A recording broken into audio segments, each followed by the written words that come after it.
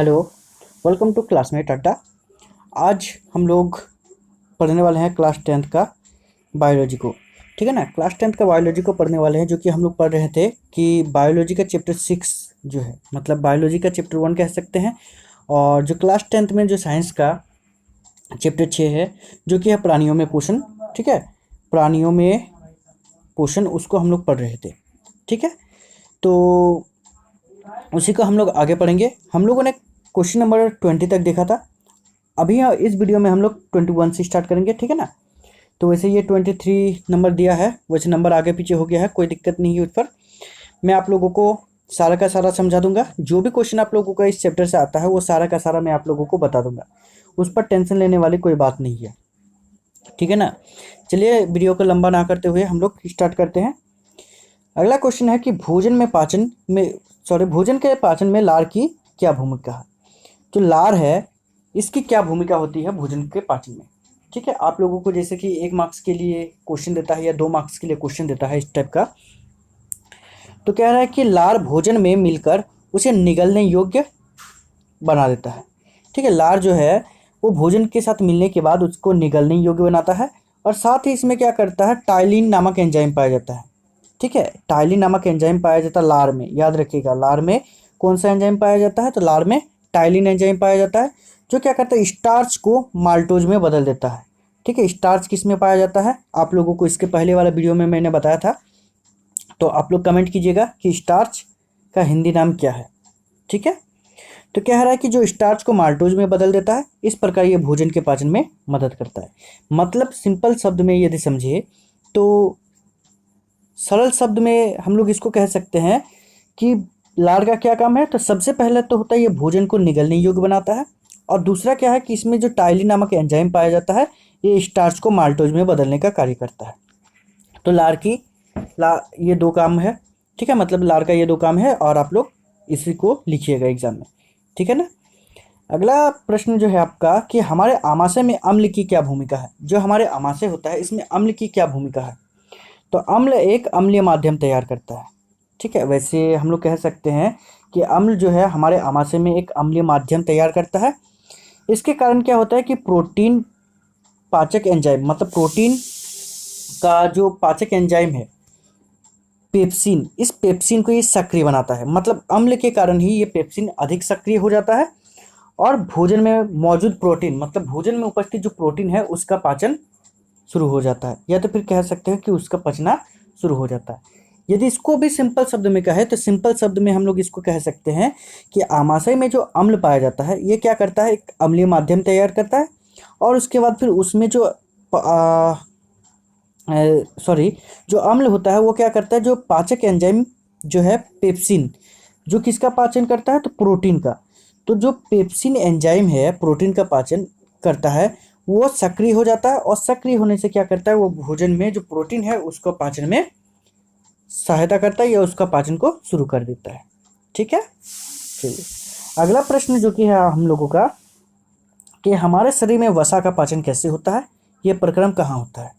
तो हमारे शरीर में जो वसा का पाचन होता है, तो ये कैसे होता है और ये प्रक्रम कहाँ होता है। तो सबसे पहले हमारे शरीर में वसा का पाचन क्षुद्रांत में होता है।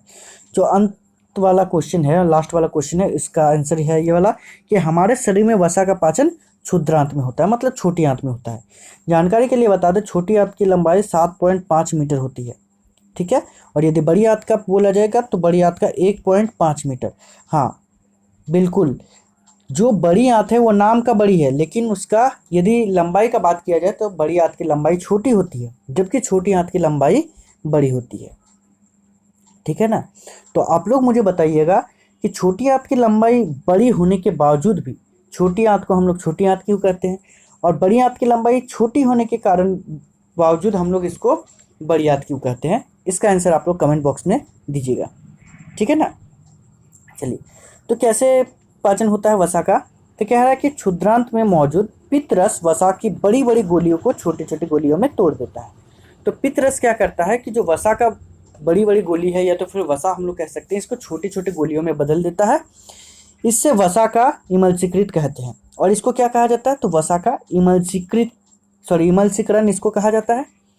और साथ ही यहाँ मौजूद जो लाइपेज एंजाइम होता है, मतलब क्षुद्रांत में ही लाइपेज नामक जो एंजाइम पाया जाता है, ये लाइपेज क्या करता है, इमल्सीकृत वसा को वसा अम्ल में और ग्लिसरॉल में बदल देता है। तो यही जो इमल्सीकृत जो वसा है, इसको किस में बदलता है, तो सबसे पहले तो वसा अम्ल में बदलता है और दूसरा ग्लिसरॉल में बदलता देता है, और इस प्रकार वसा का पाचन हो जाता है। तो वसा का पाचन आप लोग कह सकते हो कि क्षुद्रांत में ही पूरा हो जाता है। ठीक है, और वसा का पाचन किस एंजाइम के द्वारा होता है, तो लाइपेज एंजाइम के द्वारा। ठीक है, याद रखिएगा, ऐसा क्वेश्चन आप लोगों को देता है। चलिए आगे क्वेश्चन है हम लोगों का, लेकिन आगे क्वेश्चन पढ़ने से पहले यदि आप लोगों को इस वीडियो का नोट्स चाहिए तो आप लोग फेसबुक पेज जो कि मेरा है क्लासमेट अड्डा के नाम से, उसको आप लोग फॉलो कीजिएगा। ठीक है, वैसे आप लोग सर्च कीजिएगा तो क्लासमेट दिखेगा, लेकिन आपको ये लिख करके सर्च करना है तो आप लोगों को वो पेज दिखाई देगा। उसके बाद दूसरा, यदि आप लोग पर्सनल मैसेज करना चाहते हो तो इंस्टाग्राम पर मुझे मैसेज कर सकते हो, और क्लासमेट अड्डा ये मेरा ट्विटर अकाउंट है, तो आप लोग ट्विटर अकाउंट पर भी फॉलो कर सकते हो। ठीक है, चलिए अगला क्वेश्चन की ओर बढ़ते हैं, और अगला क्वेश्चन हम लोगों का है कि पाचक एंजाइमों का कार्य क्या है। तो पाचक एंजाइम का क्या कार्य होता है, तो सिंपल आप लोगों को यदि बोला जाए तो पाचक एंजाइम का कार्य होता है जो भी हम लोग भोजन करते हैं उस भोजन को पचाने का काम करता है, या तो फिर इसको यदि किताबी लैंग्वेज में बोले तो कह सकते हैं कि ये जटिल और बड़े अणुओं को सरल और छोटे अणुओं में बदल देता है। परिणाम स्वरूप क्या होता है, क्षुद्रांत की भित्ति से आसानी से अवशोषित कर लेता है। अब देखिए पाचक एंजाइम क्या करता है, जो भोजन है उसको छोटे अणुओं में और सरल अणु में परिवर्तित करता है। तो इससे फायदा ये भी होता है कि क्षुद्रांत क्या करता है कि इसको आसानी से अवशोषित कर सकता है। ठीक है, अब क्षुद्रांत किस प्रकार अवशोषित करता है, तो जैसे क्षुद्रांत होता है उसमें रक्त वाहिकाएं का जाल बिछा हुआ होता है। ठीक है, जो भी रक्त वाहिका होता है, बहुत सारे रक्त वाहिका है। वैसे रक्त वाहिका में हम लोगों को, आप लोगों को पता है धमनी और सिराई है, लेकिन उसका जाल बहुत बड़ा है, वो पूरे शरीर में फैला होता है, और वो क्या होता है कि क्षुद्रांत में भी फैले होते हैं, जो क्या करता है कि जो पोषक तत्व है, ठीक है, उसको अवशोषित करने का कार्य करते हैं। ठीक है ना, आगे हम लोग देखेंगे। अगला प्रश्न है हम लोगों का, पचे हुए भोजन को अवशोषित करने के लिए क्षुद्रांत को कैसे अभिकल्पित किया जाता है। मतलब पचे हुए भोजन को अवशोषित करता है क्षुद्रांत, तो इसको कैसे दर्शाया जा सकता है या कैसे बताया गया है, ये आपको बताना है। तो कह रहा है कि पाचित भोजन को आंतरिक भित्ति अवशोषित कर लेती है। ठीक है, हमारे जो आंत होता है, तो आंत का जो भित्ती भाग होता है, भित्ती, वो क्या करता है, पाचित भोजन को अवशोषित कर लेता है। और क्षुद्रांत के आंतरिक स्तर पर अनेक अंगुलीनुमा पर्वत होते हैं जिन्हें दीर्घरोम कहा जाता है। जैसे कि आप लोगों को क्वेश्चन देता है कि दीर्घरोम किसे कहा जाता है, तो सिंपल आप लोग लिख सकते हो कि क्षुद्रांत की जो आंतरिक भित्ती भाग होता है, ठीक है, आंतरिक भीतरी या भीतर का भाग बोल सकते हो, तो उसमें क्या होता है, बहुत सारा अंगुलीनुमा पर्वत होता है। मतलब अंगुली में आप लोग देखिएगा कि जिस प्रकार थोड़ा सा उभरा हुआ, फिर उसके बाद लाइन टाइप का, और उसके बाद फिर उभरा हुआ, फिर लाइन टाइप का, ठीक इसी प्रकार हमारे क्षुद्रांत के अंतर भी होता है, और उसको दीर्घरोम के नाम से जाना जाता है। ठीक है, और कह रहा है कि ये अवशोषण का सतही क्षेत्र फैला देता है। अब क्या करता है, जो भोजन का अवशोषण करने का काम होता है, ठीक है, तो इसका जो अस्तर भाग होता है या तो फिर अंदर वाला भाग, इसको ये फैला देता है। इसमें बहुत अधिक रुधिर वाहिकाएं होती है, मतलब रक्त का वाहिकाएं होती है, जो भोजन को अवशोषित करके शरीर के प्रत्येक कोशिका तक पहुंचाता है। तो भोजन को जो सरल अणु में पहले तोड़ा जाता है, उस सरल अणुओं को रक्त वाहिकाओं द्वारा अवशोषित किया जाता है, और उसी रक्त के माध्यम से शरीर के प्रत्येक कोशिकाओं तक उसको पहुंचाया जाता है। फिर आप लोगों को पता है कि कोशिका में उसका विखंडन होता है, वो ग्लूकोज के रूप में परिवर्तन होता है, और उसके बाद फिर ग्लूकोज ऑक्सीजन की उपस्थिति में टूटता है, कार्बन डाइऑक्साइड का निर्माण होता है। ये ऐसी प्रक्रियाएं जो है वो चलती रहती है।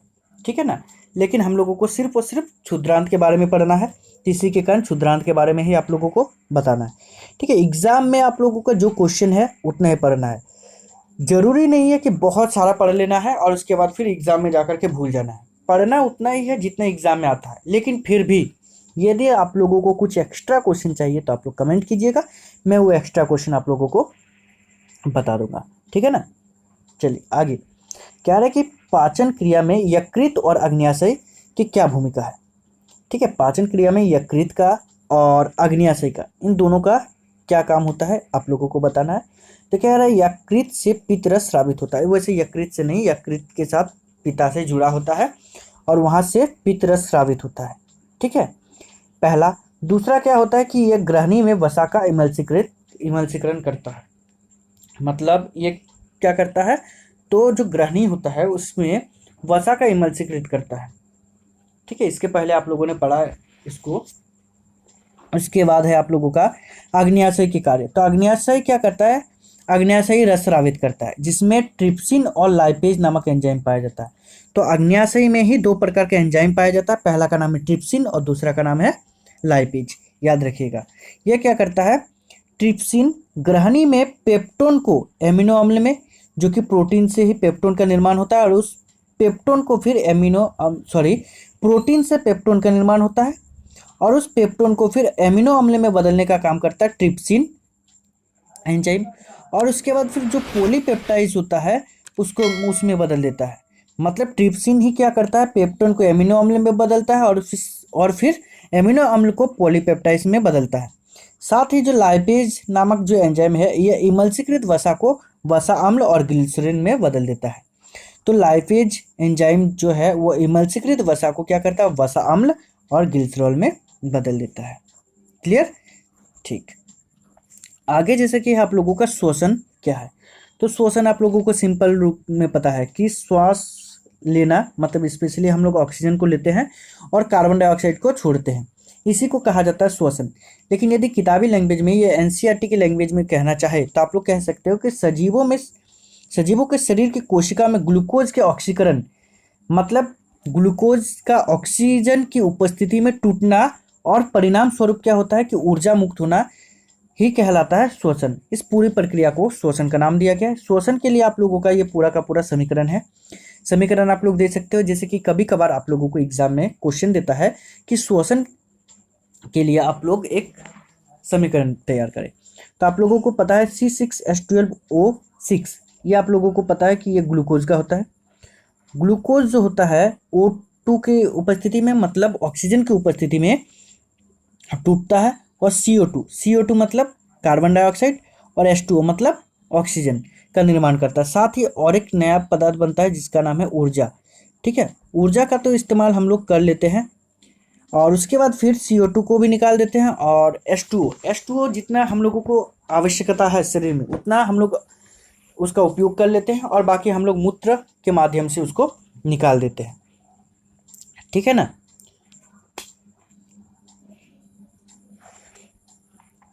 अब जैसे कि अगला क्वेश्चन है 34। वैसे क्वेश्चन नंबर 30 होना चाहिए था, लेकिन उतना इम्पोर्टेंट क्वेश्चन नहीं था जिसके कारण मैंने उसको ऐड नहीं किया है। लेकिन यहाँ पर जैसे कि दो क्वेश्चन था, वायवीय श्वसन और वायवीय श्वसन, जिसको मैंने ऐड नहीं किया, तो उसको मैं इसी में बता दे रहा हूँ। वायवीय श्वसन का मतलब होता है कि श्वसन का वह प्रकार जो ऑक्सीजन की उपस्थिति में होता है, मतलब ऑक्सीजन की उपस्थिति में ही जो श्वसन होता है उसको कहा जाता है वायवीय श्वसन, और जो ऑक्सीजन की अनुपस्थिति में होता है उसको कहा जाता है अवायवीय श्वसन। अब आप लोग सोचिएगा कि सर ये अवायवीय श्वसन ऑक्सीजन की अनुपस्थिति में कैसे होता है। तो जैसे कि बहुत सारे ऐसे सूक्ष्म जीव है, ठीक है ना, जिसको ऑक्सीजन की आवश्यकता नहीं होती है। ठीक है, और इसी के कारण वो अवायवीय श्वसन करते हैं। आप लोग मुझे बताइएगा कि ऐसा कौन कौन सा जीव है, ऐसा कौन कौन सा सूक्ष्म जीव, ऐसे तो सूक्ष्म जीवों में ज़्यादातर अवायवीय श्वसन होता है, कुछ कुछ सूक्ष्म जीवों में, तो आप लोग नाम बताइएगा किस सूक्ष्म जीव में अवायवीय श्वसन होता है। इसका आंसर आप लोग कमेंट बॉक्स में दीजिएगा। ठीक है ना। चलिए अब इसमें हम लोग देखेंगे कि दोनों में अंतर, कि वायवीय श्वसन और अवायवीय श्वसन में क्या अंतर है, इसको हम लोग देखेंगे। ठीक है ना। तो जैसे कि वायवीय श्वसन में कह रहा है कि इसमें ऑक्सीजन की उपस्थिति, मतलब ये इस प्रकार का श्वसन में ऑक्सीजन की उपस्थिति होना जरूरी है, मतलब ऑक्सीजन उपस्थित होती है, और इसमें अवायवीय श्वसन में ऑक्सीजन की अनुपस्थिति में होता है, या कह सकते हैं कि ऑक्सीजन नहीं रहने पर भी ये हो सकता है। उसके बाद इसमें क्या होता है, अपेक्षाकृत अधिक ऊर्जा उत्पन्न होता है, मतलब अवायवीय श्वसन में जितना ऊर्जा का उत्पादन होता है या जितना ऊर्जा बनता है उससे कहीं अधिक जो है वायवीय श्वसन में ऊर्जा का निर्माण होता है। ठीक, इसमें उसका उल्टा बोलना है कि इसमें जो होता है अपेक्षाकृत कम ऊर्जा उत्पन्न होती है, मतलब वायवीय श्वसन की तुलना में इसमें कम ऊर्जा उत्पन्न होती है। उसके बाद क्या कहता है कि यह माइटोकॉन्ड्रिया में होता है। वायवीय श्वसन जो है हमारे कोशिका के अंदर जो माइटोकॉन्ड्रिया पाया जाता है उस माइटोकॉन्ड्रिया में होता है, जबकि अवायवीय श्वसन जो है कभी कभी इंसानों में भी होती है, और यह किस में होती है, तो कोशिका द्रव्य में होती है। ठीक है ना, यह कोशिका द्रव्य में होती है। कह रहा है कि उसके बाद अगला पॉइंट कह रहा है कि इसमें मतलब वायवीय श्वसन में ग्लूकोज का पूर्ण ऑक्सीकरण होता है, मतलब ग्लूकोज जो है वो पूर्ण रूप से टूटता है, जबकि इसमें क्या होता है अवायवीय श्वसन में कि ग्लूकोज का पूर्ण ऑक्सीकरण नहीं होता है। कहने का मतलब ये है कि ग्लूकोज का पूर्ण रूप से विखंडन नहीं हो पाता है इसमें, ठीक है, या नहीं टूटता है, आप लोग कह सकते हो। इसका अंतिम उत्पाद जो है वो CO2 है। मतलब वायवीय शोषण जो होगा, शोषण के बाद क्या होता है कि अंतिम उत्पाद CO2 मतलब कार्बन डाइऑक्साइड का होता है, और इसमें अंतिम उत्पाद जो होता है एथेनॉल होता है और लैक्टिक अम्ल होता है। ठीक है ना। अब यहाँ पर है कि ये अधिकतर जीवों में होता है और ये वायवीय कुछ जीवाणुओं में होता है, कभी कभी हमारे मांसपेशी में होता है। अब बोलिएगा कि सर ये हमारे मांसपेशी में कब होता है, कैसे होता है, तो समझने वाली बात है कि आप लोग ध्यान दीजिएगा कि जब हम लोग दौड़ते हैं तो कभी कभार देखिएगा दौड़ने के बाद हमारे मांसपेशी में कुछ ऐंठन टाइप का महसूस होता है। ठीक है, ऐंठन टाइप का इसी के कारण महसूस होता है कि उस टाइम हम लोग जब दौड़ते हैं तो हमें अधिक ऊर्जा की आवश्यकता होती है, और मांसपेशी क्या करता है उस समय कोशिका द्रव्य की उपस्थिति में क्या करता है कि शोषण करने लगता है ऑक्सीजन की अनुपस्थिति में। ठीक है, और उस समय क्या होता है कि ऊर्जा तो मुक्त होती है लेकिन साथ ही साथ एथेनॉल और लैक्टिक अम्ल भी बनता है, जिसके कारण क्या होता है कि ऐंठन टाइप का हम लोगों को उस समय महसूस होने लगता है। ठीक है ना, तो उम्मीद करते हैं कि आप लोगों को ये समझ में आ गया होगा। नहीं समझ में आया होगा तो आप लोग कमेंट कीजिएगा, मैं इस टॉपिक को आप लोगों को बता दूंगा। ठीक है, अभी मैं 35 तक ही बता रहा हूँ, और उसके बाद अगला जो चैप्टर होगा, सॉरी अगला वीडियो होगा पार्ट 4, तो उसमें मैं आप लोगों को बता दूंगा। वैसे ये पार्ट 3 है। ठीक है ना। कह रहा है कि श्वसन के लिए ऑक्सीजन प्राप्त करने की दिशा में एक जलीय जीव की अपेक्षा स्थलीय जीव किस प्रकार लाभप्रद है। सिंपल, यदि जल में रहने वाले जीव जो है, आप लोगों को सिंपल लैंग्वेज में इसको बता दे रहा हूं मैं कि जल में रहने वाले जो जीव होते हैं वो भी आप लोगों को पता है शोषण करता है, उनको भी ऑक्सीजन चाहिए होता है। दूसरा है जो स्थल में रहने वाले जो जीव है, मतलब हम लोग, तो हम लोग भी शोषण करते हैं। तो हम लोगों में क्या होता है कि हम लोगों को वायुमंडल में अधिक मात्रा में ऑक्सीजन उपस्थित है, जबकि जल में घुला हुआ कम ऑक्सीजन उपस्थित है। तो अब देखिए यहाँ पर क्या कह रहा है, तो यहाँ पर कह रहा है कि हम लोग क्या करते हैं, स्थलीय जीव वायु में ऑक्सीजन प्राप्त करते हैं। वायु में पर्याप्त मात्रा में ऑक्सीजन है, जैसे कि वायु से हम लोग ऑक्सीजन लेते हैं तो हमें पर्याप्त मात्रा में हम लोगों को ऑक्सीजन मिल जाता है। दूसरी ओर यदि जलीय जीव का देखा जाए तो जलीय जीव में क्या होता है कि ऑक्सीजन घुले होते हैं। अब जल में जो ऑक्सीजन घुला होता है वो मतलब वो कम मात्रा में होगा। इससे क्या होता है कि जल में ऑक्सीजन की मात्रा वायु की अपेक्षा कम होती है। इस प्रकार स्थलीय जीव अपेक्षाकृत आसानी से ऑक्सीजन प्राप्त करता है। सॉरी, स्थलीय जीव मतलब क्या हो गया कि हम लोग आसानी से वायु से ही ऑक्सीजन को ले सकते हैं, लेकिन जल में रहने वाले जो जीव है वो आसानी से ऑक्सीजन को नहीं ले सकते हैं। क्या कह सकते हैं कि जल में रहने के कारण उसको कम मात्रा में ऑक्सीजन की आवश्यकता होती है या कम मिलती है। ठीक है ना। इस प्रकार हम लोग कह सकते हैं कि ऑक्सीजन प्राप्त करने की दिशा में हम स्थलीय जीव जो है उनको अधिक मात्रा में ऑक्सीजन प्राप्त होता है, जबकि जल में रहने वाले जीवों को कम मात्रा में ऑक्सीजन प्राप्त होती है। ठीक है, तो इस वीडियो में आपको इतना ही बताया जा रहा है। उसके बाद मिलेंगे हम लोग नेक्स्ट वीडियो जो कि है चैप्टर 4, और उसमें हम लोग चर्चा करेंगे। और वैसे आप लोग जितना सपोर्ट कीजिएगा, ठीक है, क्लासमेट अड्डा नाम का जो मेरा यूट्यूब चैनल है इसको आप सब्सक्राइब कीजिए, शेयर कीजिए। आप लोग जितना ज़्यादा सपोर्ट कीजिएगा मैं आप लोगों को उतना अच्छा अच्छा कंटेंट दे सकता हूँ। ठीक है, उसके बाद फेस वीडियो भी दे सकता हूँ, और यदि आप लोग सपोर्ट बनाए रखिएगा तो मैं आप लोगों को लाइव क्लास भी दूंगा। ठीक है, क्लास 9 से लेकर के 12 तक का आप लोगों को ट्यूशन तक करने की आवश्यकता नहीं होगी, इसका मैं गारंटी दे सकता हूँ। ठीक है, बस आप लोग अपना सपोर्ट बनाए रखिए, शेयर कीजिए, सब्सक्राइब कीजिए और पूरा वीडियो देखिए। बस इसमें इतना ही। Thank you.